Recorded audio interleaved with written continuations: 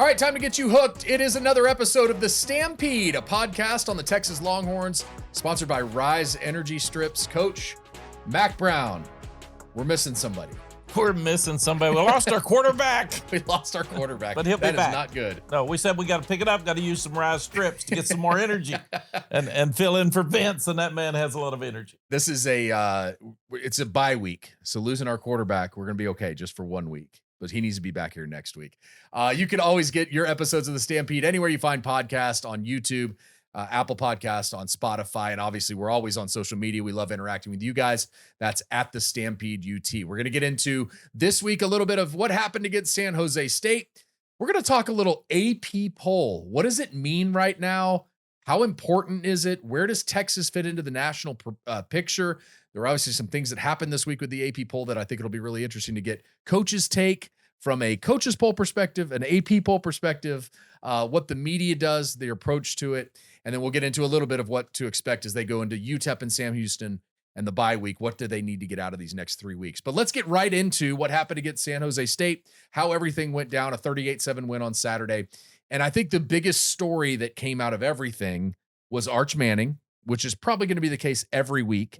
But what were your thoughts on Arch's play in the 38-7 win? 5 touchdowns, 295 yards passing for Arch. I thought there was so much improvement, so much more confidence. He completed 8 straight passes. Within those 8 passes, he had 4 touchdowns. Yeah.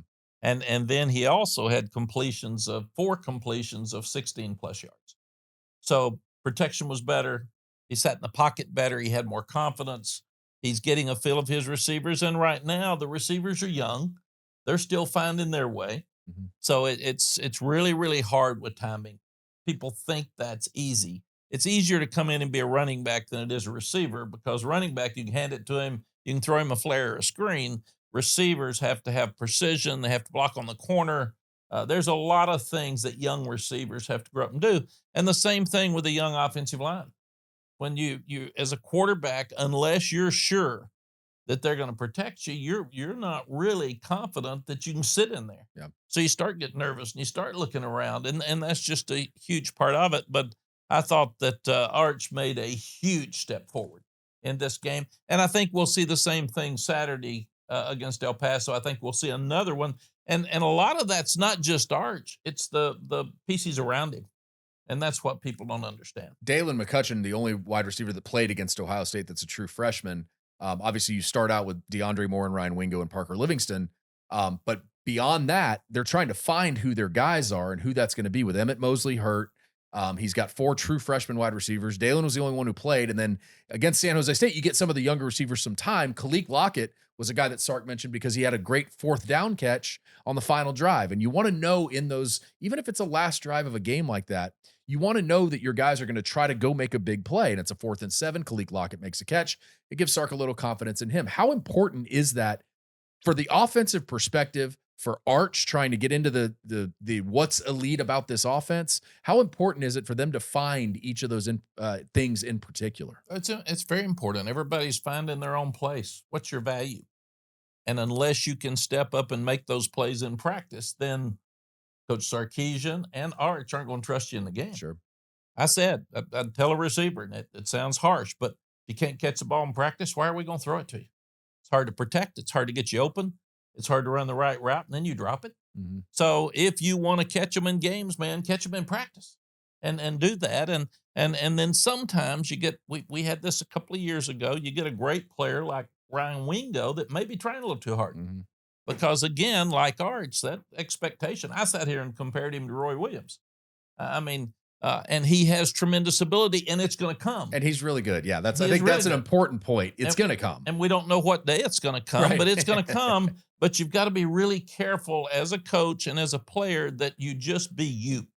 And you try to be the best you can be. You don't try to do too much, because when you do it, it just doesn't work. There's another sophomore going through that we're going to talk about in a minute, and Colin Simmons, who on the opposite side of the ball is doing the same thing, just pressing a little bit. And we'll get into that. And when you're at Texas and you're number 1 in the country in preseason, and you open up at Ohio State, and there's more talk about college football than there is play, because we talk about it year round. We play 12 to 16 times. Yeah. So they hear it so many times. The pressure builds up. and you can't be better than you are. Any coincidence that Ryan Wingo and Colin Simmons are both number one, and then they're both the ones pressing and they have that expectation for themselves, and that's a tough thing. All right, we want to talk Arch. There's this overriding theme, this like hovering cloud. It's not a dark cloud, it's just kind of sitting up there, of this national perspective that Arch Manning is hurt and that he has a shoulder injury. So let's listen to what Steve Sarkisian said when it was brought up that Arch was hurt and he had a shoulder injury. Arch said that to you? No. Oh, according to who? It just looked like he was. He doesn't have any. Is there an explanation to why it looked like that? I don't know. I've never filmed any of you guys when you're using the bathroom, so I don't know what faces you make when you're doing that. Okay, Coach. I'm thankful that Steve Sarkisian is not watching me in the bathroom. Little bathroom humor there from Sark. Again, I think trying to just relax the environment a little bit. How do you deal as a head coach with rumors flying about your best player and what he's going or might be going through because the internet says he's hurt? What's your approach, not just with the media, but also with Arch? Because I think it's significant as much as is put on him and as the pressure that's on him. All of these things get to him at some point. What's your approach with that? As a head coach, you get worn out. Number one, you don't sleep very much, and you get hit with questions all day. So when I first married Sally, I came home and she'd say, "How's your day?" And I said, "Not very good." And then I'd start saying, "Why?" And she'd say, "Why don't you go upstairs and take a little break? You're not the head coach at home." But it's constant. Yeah. And people constantly ask you about, is Arch healthy? Well, number one, as a head coach, and I haven't asked Steve about this, but from my perspective, number one, you're saying you don't think he's playing as well as he should, or you wouldn't think he was hurt. And that, number one, makes you mad as a head coach. Number two, you're insinuating that I would still play him if he was hurt. And doctors and trainers and head coaches aren't going to play a young guy that's hurt. And you sure wouldn't play him against San Jose State if he was hurt when you got Florida in 4 weeks. And you want your coach you want him to have a little personality. You want him to have a little gumption and not just sit there and get beaten up over the same question all the time. And I thought it was good that somebody said, "Well, he was snarky." And I said, "Yeah, he was saying, how stupid are you? I mean, come on, man. If he was hurt, I wouldn't play him." Right. And he's playing good. He's played great. We just went through the stats. He had 8 straight completions, 4 touchdowns, and 4 of them for more than 16 yards. So come on, man. And you have to be careful then in an hour press conference. That's the only 40 seconds that comes out. I used to go home and Sally'd say, "Did you really say that?" And I said, "Well, I said it, but I was cutting up." And she said, "Well, they missed that part." So you've got to be careful that you're you. I love Steve's personality. I love that he can cut up with the media. And again, nobody's filming anybody in the bathroom, but the point taken. Yeah. It was interesting. Arch on one of the first 2 drives threw a 60-yard pass downfield to Ryan Wingo, was overthrown a little bit. 2 plays after the wincing incident with his shoulder, he threw a 40-yard dart to Aaron Butler. So I don't, it's the person that I believe that they are and what they're telling us. I don't think you put your quarterback in that situation if he's hurt. Well, and that's absolutely, again, an assumption. Yeah. But that's where we are. 100%. If he's hurt, you wouldn't play him. Right. If he's got a great future, you sure wouldn't play him if he's hurt, but you're not going to put an injured player in, and you can't. Right. If the doctors say he can't play, he doesn't play. And if they say he can play, then he's 100% ready to go. And if he had a hurt shoulder, he wouldn't grab the ball and pull it down and run. He'd be protecting it, and you'd see him. It'd be more this way instead of wincing. You never saw it anywhere else except on one throw all day. Yeah. Didn't see him on the sideline. Didn't see him in a throw. It was one time. Well, it's blown up into this. We've got great camera work on the sidelines now, so you see every little thing. I'm glad they didn't always see my facial expressions on the sideline, or when you cover your mouth for what you might say or did say. And we've got social media, and a lot of people are jealous. Yep. And a lot of the things on social media are thrown out there from other fans that even act like they're Texas fans. I learned that. So it's really, really important that we understand that they're going to take care of these players, and they are not going Wisner didn't play Saturday. Somebody said, well, maybe he could. Maybe he could have, but he wasn't 100%. So why try it? Why test it? Let's wait and get him ready for Florida, or make sure he's 100%, because sometimes you can play guys and they're not 100% and they get hurt worse. You talked about, we had a situation with me in the media at Missouri, and we had 3 running backs that were hurt, and people kept asking. And I said, the trainers told me that they are doubtful. And then they played, and one of them played in the game, one of them didn't, one of them pulled a hamstring on Thursday. Sometimes the coach and the trainer and the doctor have to go out and watch pregame and watch them and ask them, how do you feel? I'm good. And it's, well, he's not running good enough. We can't put him out there. So it's that's a hard one. Yeah. And you want to disclose everything, but again, you're also talking about people's lives. And you also don't want to give things away to your opponent either. I mean, if you've got Malcolm Brown and Jonathan Gray and Joe Bergeron and Jeremy Hills and on and on, Fozzie Whitaker, obviously the depth that you have, you don't want to tell, hey, Malcolm Brown's gonna be our lead running back. He's gonna have 28 carries. You don't want to tell him that. So there's a little bit of gamesmanship. And I know we have injury reports now and that's changed a little bit too, but there's so much that goes into all of that stuff. Let's talk about the running backs. Since we're on the topic of running backs, it felt like at Ohio State, Texas ran the ball pretty well for what it was, for what that game was, the limited number of plays that they had. This week, obviously, they got Arch more involved.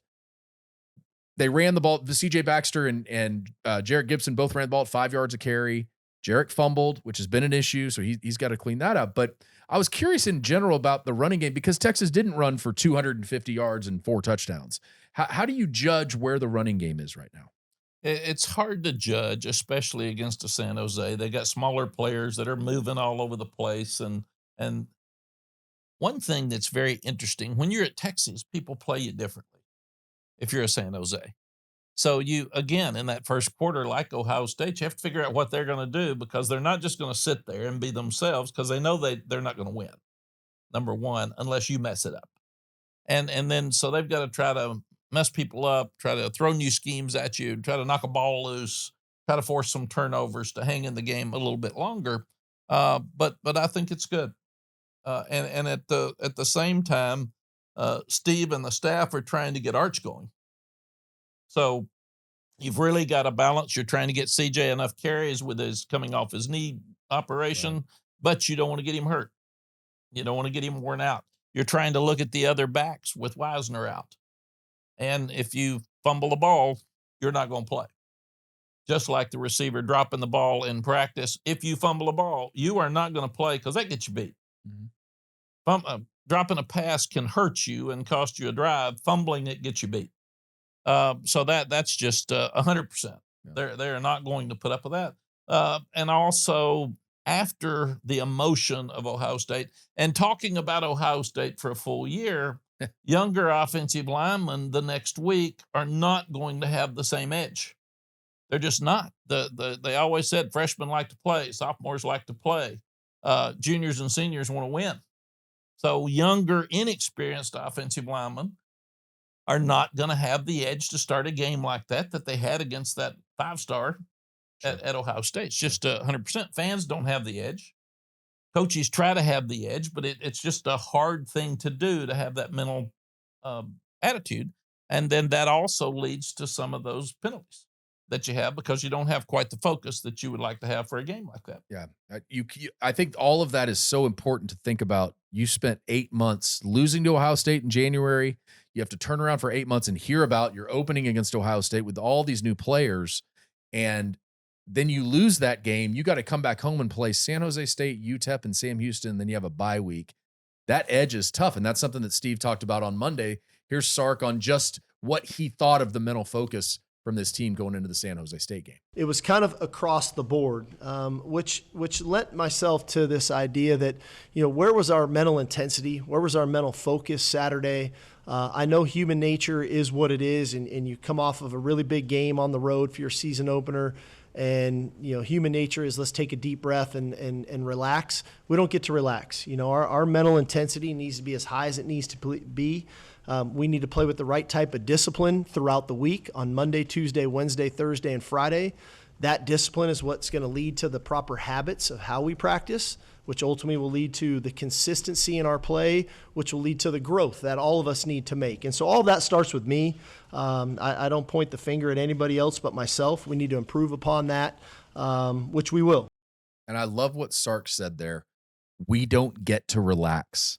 It's this whole thought of, oh, it's a mental break. Now we got 3 weeks to kind of, no, you don't. You play every game like it's a national championship game in terms of effort, because that's how you develop the habit, right? I mean, that's the whole point of it, is you don't get to relax when you're an elite program. And I think that's the most important thing he said there. Every day in practice, you've got to practice to the standard that you're going to be the best team in the country.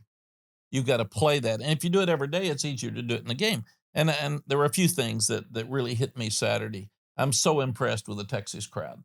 Yep. And Chris Del Conte has got an incredible event going. It's not just a football game, but the pregame, the halftime. Sally said, let's go to the game. I want to see see Bevo Boulevard. I want to see it all. She did, because it doesn't happen a lot of places. So give Chris credit for that. But also the fans were there at 11 o'clock. The fans had energy. They all came. They were ready to go. And I thought that was really important. And then Sark's doing a really smart thing. He's played 13 freshmen in the first 2 games. So he's playing young ones. Yep. And he's showing them hope. And it shows that they're recruiting well. And he's filling some voids out of the portal, but he's not filling a whole roster like some of these people. Right. So he's in it for the long term. That's the way you build a long-term team. You stay healthy. You get more depth before Florida. Your team morale's better. You have fewer transfers that are mad because they're not playing. And it shows that you're recruiting the right guys. And all of that does matter and helps you get more ready for these games. And I think the fact that there was a slow start last week will help them this Saturday against UTEP, because they're going to understand that if that was Ohio State, we would have been behind. Mm-hmm. So let's go back and let's kick into it. And fans need to come ready to go too. Fans need to come with the attitude that we are playing Ohio State every week. We're playing Oklahoma every week. We're playing Georgia every week. We're playing whoever would be a national championship team every week, instead of coming out and saying, it's this San Jose. We'll get by okay. The other thing is, if you're not careful and you're not ready to play, you'll get hurt. Right. Somebody will fall into you, or you'll get your quarterback hurt because you're sloppy and you're not ready to pass protect, and you let a guy that's so excited to play Texas and so excited to play you because you're highly recruited hit your quarterback, roll into a leg or an ankle, and you can't afford that either. 3:15 against UTEP this Saturday in the heat. Just hydrate, be ready. You'll be all right. Everybody can make this happen. Let's talk a little defense before we hit our first break. And I mentioned Colin Simmons earlier, pressing a little bit, but the defense was really good on Saturday. Really been good for 2 weeks. Really good against Ohio State, but really good last week. 4 turnovers, an interception, and 3 fumble recoveries. They went after the football, which is the attacking that Steve Sarkisian wanted to see. First and foremost, what has been your overall impression of the defensive effort and what they've been able to do this year? Bob, they're really good. Yeah, they are. They're talented. They're well coached. They're confident. They're the highest rated defense right now in the SEC, which is really cool. They've had they forced 18 straight games at home. They forced a turnover, which is really, really important. And then you go back and look at, not only did they force 4 turnovers Saturday, but the offense scored touchdowns on 3 of them. So that's a 21-point swing. To blow people out, you've got to force turnovers. You got to have short fields in the kicking game. But they also forced 2 fourth down stops. Right. So that's really 6 turnovers when you start looking at it. And they held San Jose to 4 of 15 on 3rd down. So defense is doing what they need to do. Do they have some penalties? Yeah. And you talk about Colin jumping off sides. I asked Coach Bowden one time, what about guys jumping off sides? He said, I want a guy to be excited about getting after the quarterback. So as good as Colin is at rushing the passer, you got to be really careful that you don't slow him down too much, right, and get him coming off so slow that he can't get to the quarterback, because now you're griping that he doesn't have any sacks. So it's a real fine line there. Trying to block a punt. Coaches get afraid to block punts because they rough the punter. Well, That's so close to a block punt. And in that game with Oklahoma, you're going to need a block punt.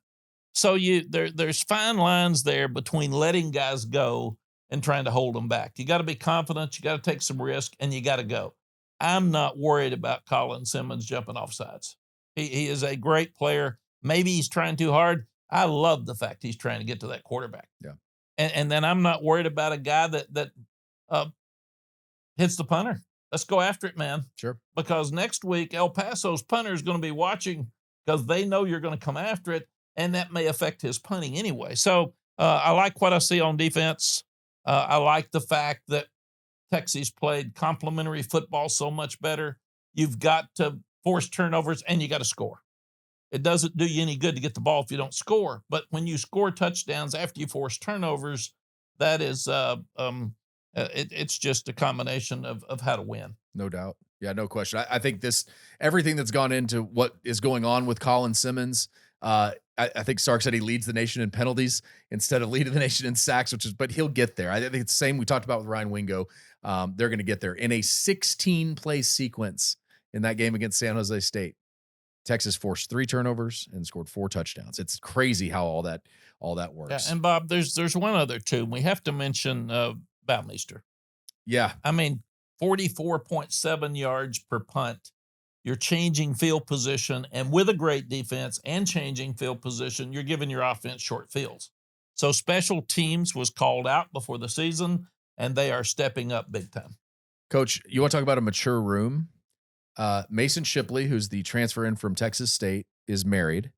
Lance St. Louis, who's been the deep snapper here for a little while now, is married. Jack Baumeister is 26. Arch said on Monday, he was like, it's like all those guys are 40. I can only imagine if you're a young guy looking at 2 married guys and a 26-year-old trying to do all these things. That's a different room, and that's good. You want a mature room, and those guys are pretty special on special teams. That's the way we used to feel when we'd play Brigham Young, and they bring right. their children. They were older. I love it. All right, we're going to take a break and come back with a little talk about the AP poll, and then we'll give you some picks this week as well for what you should be looking out for. This is The Stampede, a podcast on the Texas Longhorns, sponsored by Riize Energy Strips. We're back after this. Game days are a marathon. Tailgates in the morning, kickoff in the afternoon, and celebrations that can stretch late into the night. You need energy you can count on without the sugar crash or jitters. These aren't your typical energy drinks. Riize Energy Strips give you clean, natural energy you can carry in your pocket. No cans, no spills, no hassle. And no waiting around wondering when it's going to kick in. Exactly. Each strip has 50 milligrams of caffeine from natural sources, plus vitamin B12, L-theanine, and electrolytes, all from natural ingredients. They dissolve under your tongue, so they work up to 5 times faster and are 10 times more efficient than pills or energy drinks. 0 sugar, 0 calories, and the convenience to keep them anywhere in your pocket, wallet, or gym bag, so you've always got clean, natural energy when you need it. Yeah, I could have used these back in my playing days. It would have saved me from carrying around a can like it's part of my uniform. With these, pop a strip, fill it fast, and you ready to roll. That's a winning game plan. And now you can try them yourself. Get 25% off your first order at riseup.com/stampede. That's RIIZEUP.com/stampede. Riize Energy Strips. Smart, simple, and built for the long game. Breakfast might be the most important choice you make all day. That's because with Wendy's 2 for $3 breakfast, you can mix and match your very own perfect pairing of our delicious morning favorites. With this breakfast deal, the choice is all yours, not someone else's. And isn't that how it should be? It's your breakfast after all, not Martha's. She can pick her own breakfast. This one's all for you. No matter what you choose, from our sausage biscuit with that grilled breakfast sausage or the egg and cheese biscuit with fresh cracked grade A egg and melty American cheese on a fluffy buttermilk biscuit, a small size of perfectly seasoned potatoes, or a medium hot coffee to power you through the morning, all you got to do is pick your ideal morning pair. You really can't lose because you're the one calling the shots. The choice is all yours. Wake up to Wendy's 2 for $3 breakfast just the way you want it. Limited time only during breakfast hours. U.S. price and participation may vary. No substitutions, not valid in a combo, single item at regular price. Welcome back to the Stampede, a podcast on the Texas Longhorns, sponsored by Riize Energy Strips. We're excited to debut a new segment here. Our new segment is called Riize Up the Rankings, presented by Riize Energy Strips. Energy you can count on without the sugary crash or jitters. You can get 25% off your first order of strips at riseup.com/stampede. That's RIIZEUP.com/stampede. Riize Energy Strips, smart, simple, and built for the long game. All right, Coach, let's talk about AP rankings. I know how much as a coach you love polls early in the year. AP rank, where are you? What does it mean? But let's first talk about a few of the teams that you think were rising up this last week. I love what I see with Dan Lanning in Oregon. It's hard to beat somebody like they did, and they're doing it every week, and they're doing it with speed, and they have a tremendous home game atmosphere. I thought it was very impressive for Missouri to come from behind.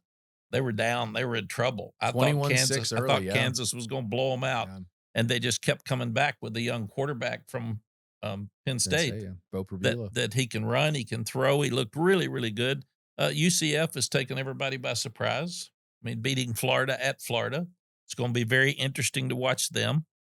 Florida State, everybody pronounced them dead last year. We got to keep our coach. We give him a huge buyout. And then they want Mike fired last year. Now, oh God, we got to keep Mike again. So it's just the roller coaster of, but my point being, Clemson lost to Georgia early last year. They go to the playoffs.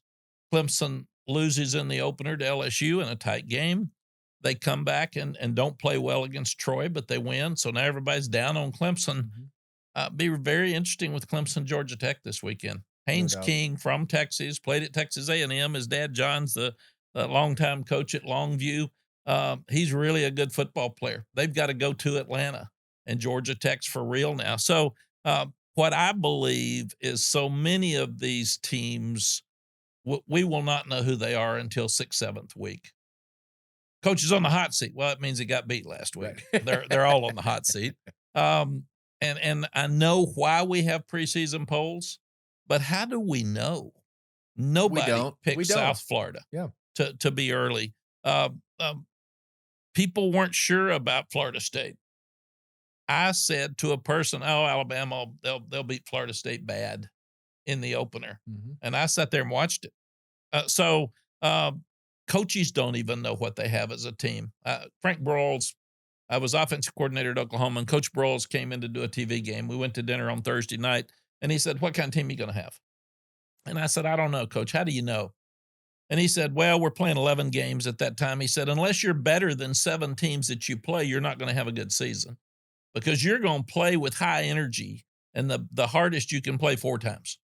And he said, other than that, you better be good enough to beat those other teams and outcoach those other teams.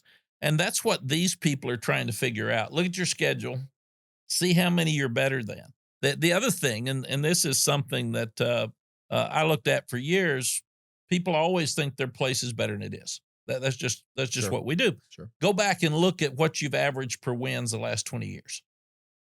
And if you've averaged 5 wins for 20 years and you think you're a 9-win team, ain't going to happen, brother. I mean, that's it. So I think this is, and coaches' polls were tough, Bob, because we'd play a game and get through at 12 at night. We get home at 5 in the morning. I didn't know what the weather was bad. I didn't know if a quarterback had gotten hurt. I didn't have any idea why somebody got upset. And I didn't have enough time to come home and look at it because I was watching our video. So coaches' polls are more accurate at the end of the year when a coach has got a little more time and you can see how a team's playing. I just don't like the early polls at all. Yeah, and to your point, I think it's really hard because you're so focused on your team. And then you've got to go see what 128 other teams are doing.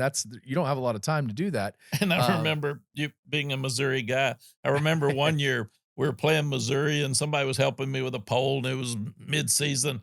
I forgot to put them in and it's public. And that was a great pregame talk for Missouri as they're getting ready to play us. So that's why I quit doing the polls. Are you sure you forgot? I did. You just accidentally left Missouri out? I did. Okay. All right. In fact, the guy that was doing it, that was checking it for me, I said, did you leave Missouri off? And he said, yeah, sorry. Sorry. I said, sorry. Yeah, worry about it. we just stirred No up big their whole team. Sorry. Georgia Tech is a really good example of a team that is interesting because Brent Key's doing a really good job. 7-6 the last 2 years as he tries to rebuild that program. Blake Gideon, the defensive coordinator now, which is a great opportunity for Blake. And they've got a great opportunity against Clemson this week. And TCU is another team that I think is Sonny Dykes. What he's been able to do is he's really good. Josh Hoover's been good at quarterback for them. I want to go back to South Florida, though, for a minute, because I think it's a really interesting perspective of how we judge teams and what we look at. South Florida beats Boise State at home, a ranked team in week 1, goes to Florida, beats a team that everybody thought was going to be really good this year in Florida, and they're ranked 18th. If South Florida was named Alabama, they'd be ranked 3rd. If South Florida was named Texas, they'd be ranked 3rd. How do you, when you think about AP polls, and I'm an AP poll voter, full disclosure, and I think I voted South Florida 18th or somewhere around there. And when somebody brought that point up, I thought, they're kind of right. And last year when Northern Illinois beat Notre Dame, which is still the craziest thing to think Notre Dame played in the national championship game and lost to Northern Illinois. Yeah, and played us the next week and killed us, by the way. Not that I remember. Not that you remember that. But I ranked Northern Illinois ahead of Notre Dame. And people were like, you can't not, they just beat them in South Bend. So I think, as nuts as fans go about it, I think as an AP poll voter, I do too, because I want it to be fair. So maybe I wasn't fair this week to South Florida. And I think you think about those things, you got to get it in early Sunday morning. You're trying to make your decisions. But I think there's an interesting point to be made for South Florida right now. And maybe some of the other teams that weren't ranked in the preseason. And, is Florida State what they were 2 years ago as opposed to what they were last year? And there's just, it's great for fodder this time of year. What are your thoughts on South Florida, what you're supposed to do with them if you're a voter? Well, if they get beat this week, they'll throw them out. Sure, absolutely. I mean, that's it. What I would love to see, and I think it's best for group of 5 teams, I would love to see their own poll, and then South Florida would be number 1, and they would deservedly be number 1. And we would start looking at them in a different light. Well, Sure. with like teams. Yeah. And then we wouldn't have to try to figure out, they're not good enough. They're not going to stay in there, but I kind of have to put them in there. Right. And I don't think it. And I agree with you. TCU's got 16, 17 starters back. Josh Hoover's a great quarterback. Look out.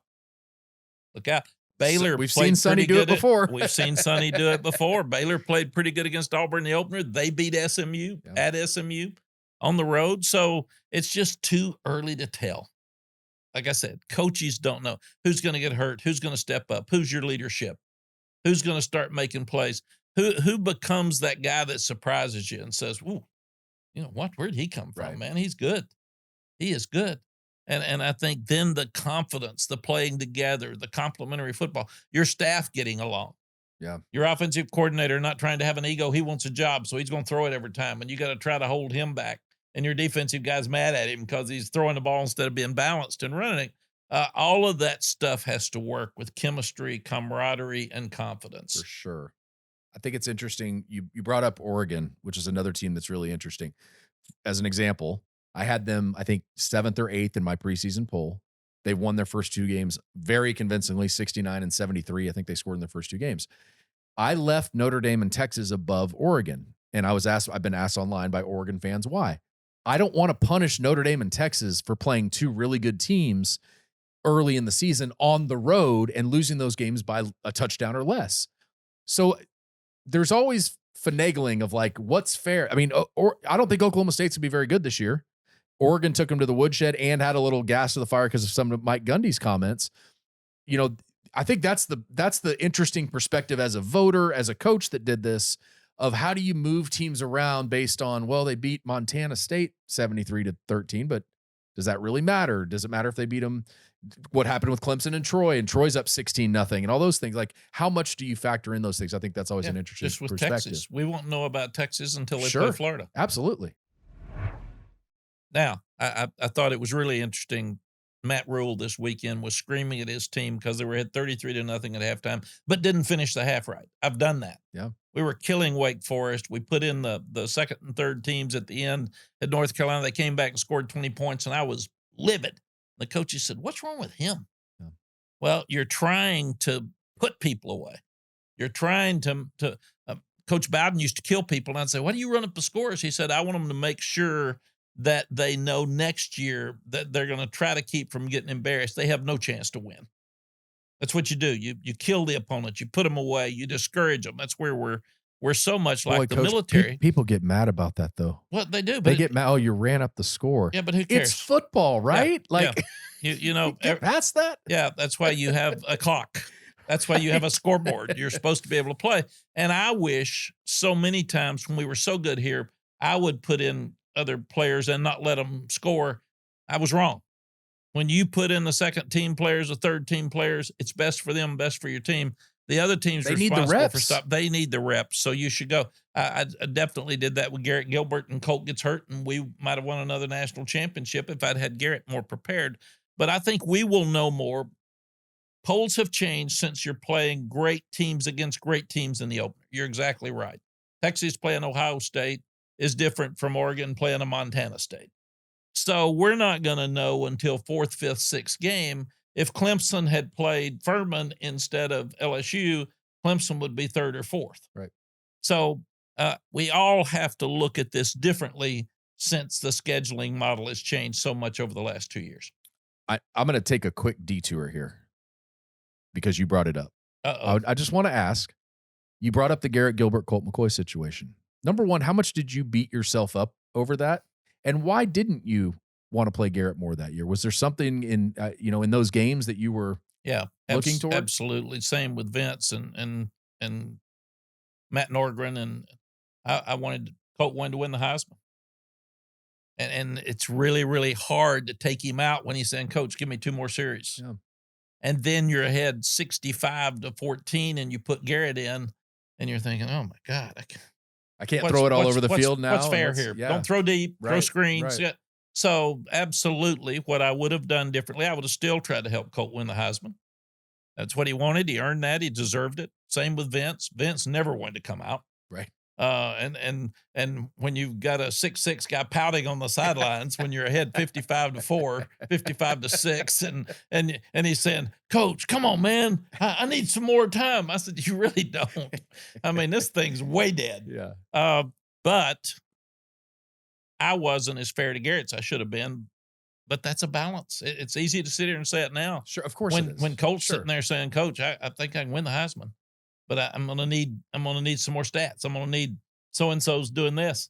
Did you beat yourself up? Oh, I beat myself up every day for decisions I made or didn't make, and it was funny. I was so hard on myself, and that's where Steve and the coaches have to be careful. I was a lot harder on myself than media or fans. I didn't sleep. Yeah. I tried to make sure when you made a good decision, you expected that, so you moved on. I remember every loss down to the last play. I forgot the wins; they're good. I remember the national championship because it comes up so much and the way it finished. But every loss that we've got, I sat there and watched. I was watching the Bulls come back, the Bills come back and beat the Ravens. Yep. And the Ravens had it. And then Henry fumbles and it gets them excited and they come back. And I've lost a couple of games like at the end that you cannot possibly lose. And you still lost and you just kick yourself. Did we not practice enough on ball security? Why did that happen? What could we have done on defense to stop them? Should we have gone for the 4th down instead of punting the ball? Yeah. Should we have punted instead of going for the 4th down if you don't make it? So coaches constantly beat themselves up over every little detail that happens. And that's all I've ever done. Since the 4th grade, I was playing football. Yeah. So, yes, to answer your question, absolutely you beat yourself up. And then people go back and say, Steve pitching the ball back against Ohio State in the playoffs, right. You beat yourself up because it didn't work. Right. Then you go back and you run a quarterback sneak against Ohio State, which everybody wanted in the first one, and it doesn't work. So you're beating yourself up. Yeah. Is the offensive line too young? Did we not work on it enough? Should we have had the backs or tight ends pushing him more? What could we have done? Can we get our pads lower? How do you work on that in practice? I mean, absolutely. Those are things that drive Coach is nuts. Listen, this is kind of an open forum podcast. We don't necessarily have to always stick to everything. I appreciate your open and honesty about that, because I think it was a difficult time for you. As much as Longhorn fans say, "Oh, I wish XYZ and wish we'd won the national championship in 09." It's obviously hard on the coaches and the players too to go through something like that. So I appreciate you being willing to talk about that. Well, Bob, Greg Davis did a great job for us as offensive coordinator. We scored a whole bunch of points. And then people turned on him. They're always going to turn on. Was the play anybody caller. a bigger?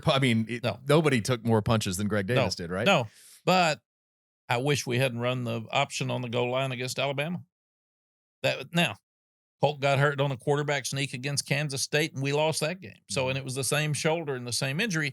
And the other thing, people would come back and say, "I just think Colt was trying to protect himself for the NFL." What an awful thing to say about one of the greatest players and greatest people in our school's history. He walked in at halftime, and we stood across the locker room, and his dad was standing there with the doctor.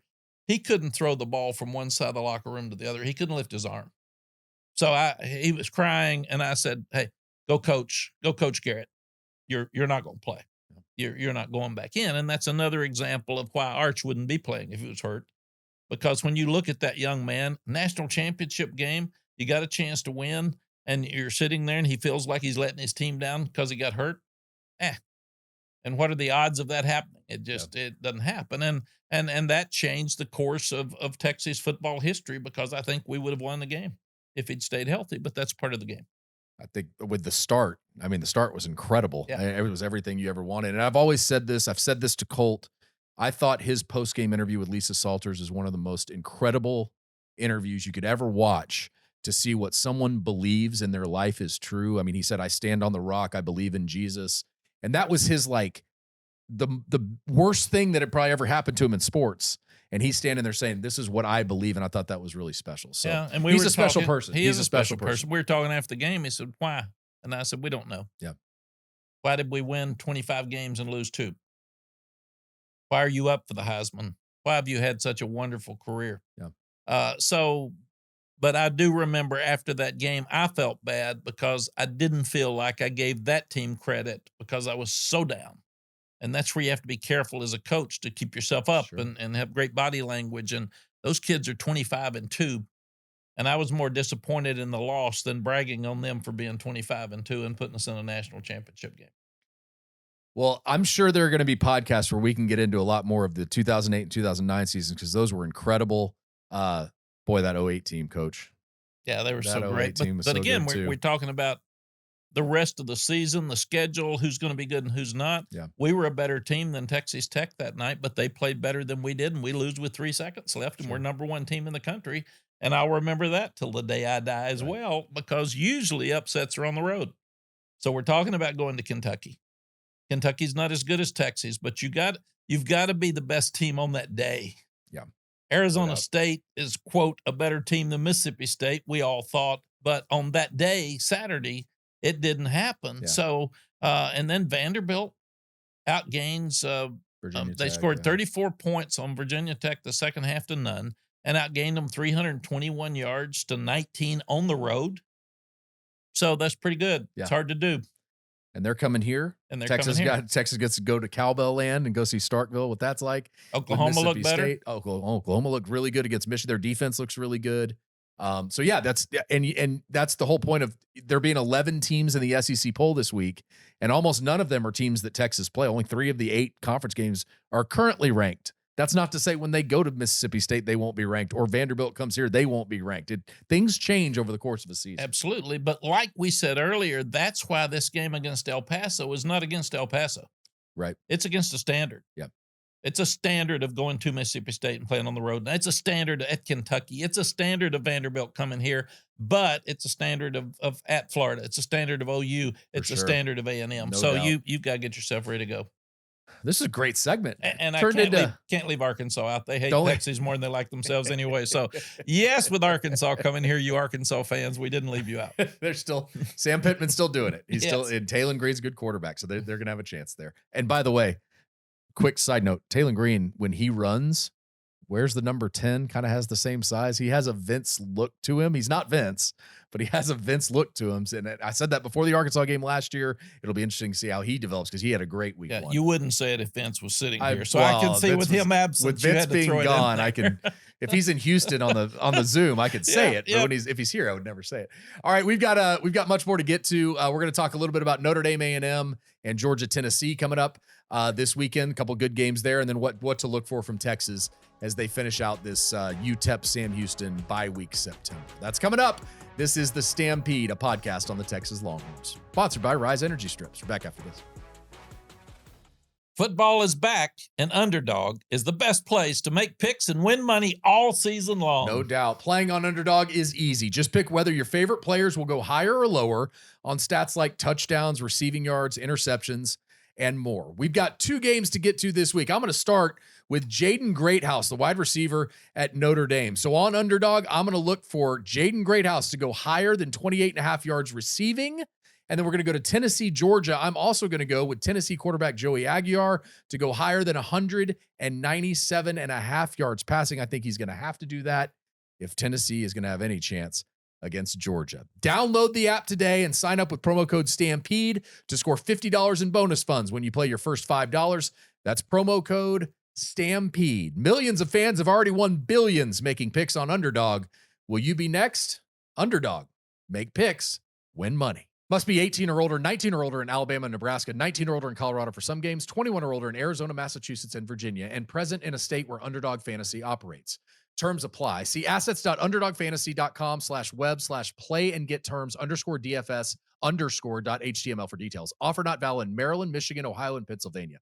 Concerned with your play? Call 1-800-GAMBLER or visit www.ncpgambling.org in New York. Call the 24/7 Hope line at 1-877-8-HOPE-NY or text HOPE-NY 467-369.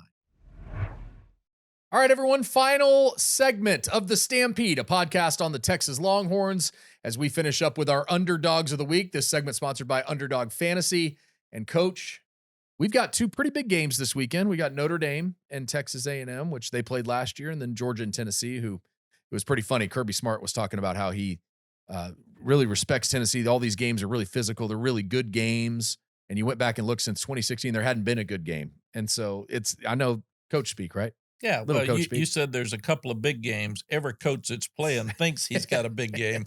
And Gene Stallings told me one time, if you don't think it's a big game, lose it. And it becomes a big game. So they would not appreciate you saying, yeah, there's a couple of big ones this weekend. Yeah, everybody that's coaching has a big one this weekend. That one's on me. That's on you. That's on me. Okay, we'll start. Let's do some Underdog picks here. We got to go through last week's results. I apologize, Coach. We got to tell everybody how this is going so far. Vince Young had Samaj Morgan higher than 30.5 receiving yards. That did not hit. That was his first loss of the year.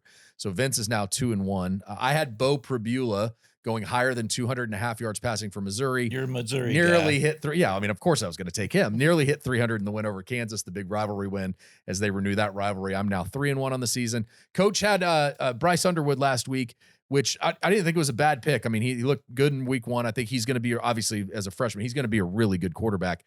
But that road trip to Norman did not go well. He did not go higher than 184.5 yards passing. So you fall to 1-3 on the year. All right, well, let's take your pick for this week. You're going to go to the Texas A&M Notre Dame game. Who do you got? I've got Marcel Reed to rush for more than 32 yards. Okay. He's an athlete. I like watching him. It's going to be a fun game at Notre Dame, and he's going to have to play well for them to win. All right, Coach goes Marcel Reed higher than 32.5 yards rushing this week against Notre Dame, a big trip there. I'm going to stay in that Notre Dame game, and I'm going to take Jaden Greathouse, the wide receiver from Westlake, had a tremendous end to his year last year, 200-yard games in the playoffs. Against Miami in week 1, he had 26 routes, 2 targets, no catches. So I think he's going to they've got to find a way to get him involved if they're going to be any good. CJ Carr's got to find him. He's going to go higher than 28.5 yards rushing or passing, receiving yards. Jaden Greathouse higher than 28.5 receiving yards. And then you go with Missouri last week because that's a known. Correct. Your guys, and then you go with Westlake this week. I'm going to go Westlake this week. So I'm you're trying. going knowns. I'm trying to. Yeah, you got some insight here. I'm trying a little here and there. I'm going to go with an unknown too. And how about we make this one Vince's pick? That'll be fair for him, right? Yeah. Unless it doesn't hit. Vince is going to go or I'm going to pick this for him.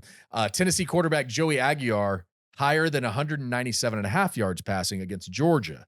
Now, if they're going to be in this game, if anything's going to go right for them, he's going to have to throw the ball. But if they get down big, he's also going to be throwing the ball. So I think that's a good pick. I think we're going to go higher than I think 197. Vince did a good job. Vince did a really good job there. We'll credit Vince for that one next week. Underdog Fantasy, of course, that's your opportunity to win some money, and we've got a great opportunity to try to help you along the way. Right? That's our job, is to help them along the way. Absolutely. And so far, I'm failing. No, look at mine and go opposite.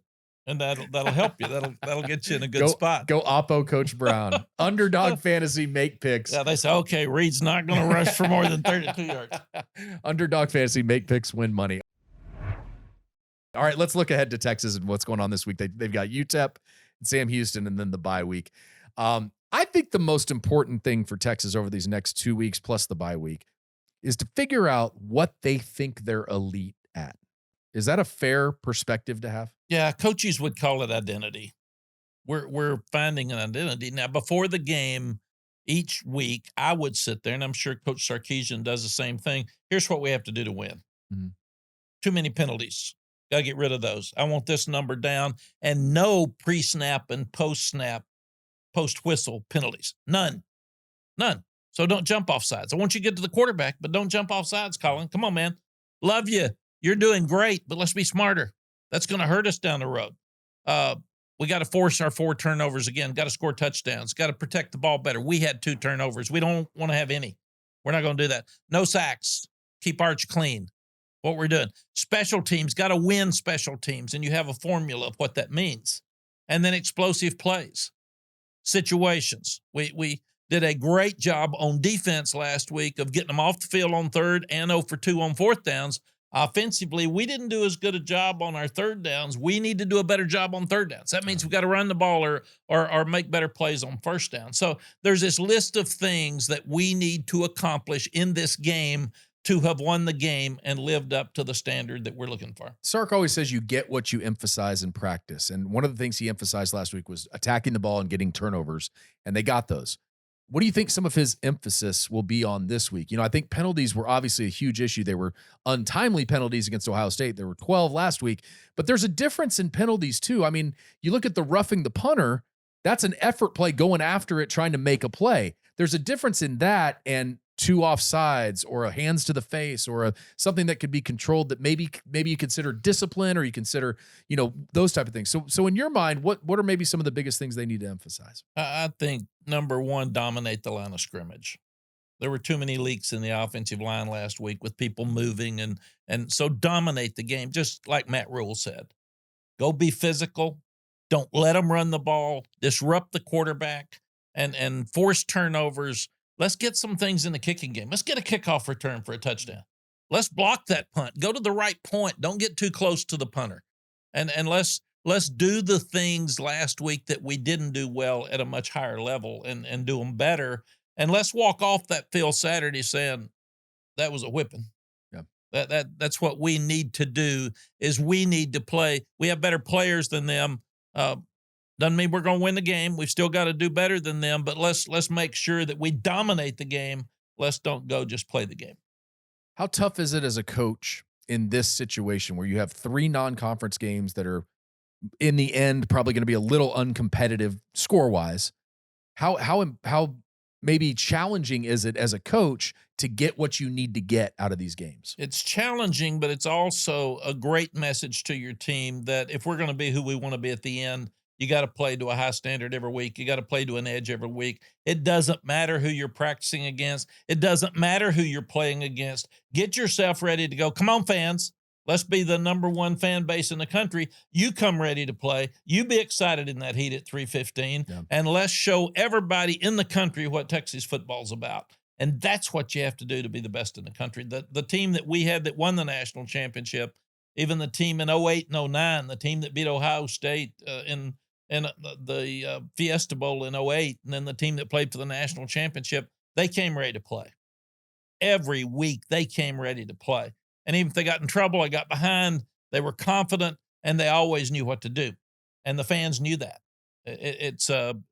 Even Vince's team in 04 when we got down to Oklahoma State. Everybody in the stadium knew we had a chance to win. Yeah.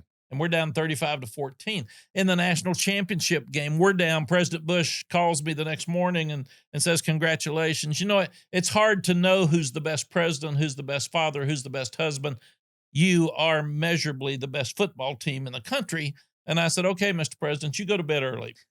I know you go to sleep. It's 1 o'clock on the East Coast when that game's over. Did you stay up till the end?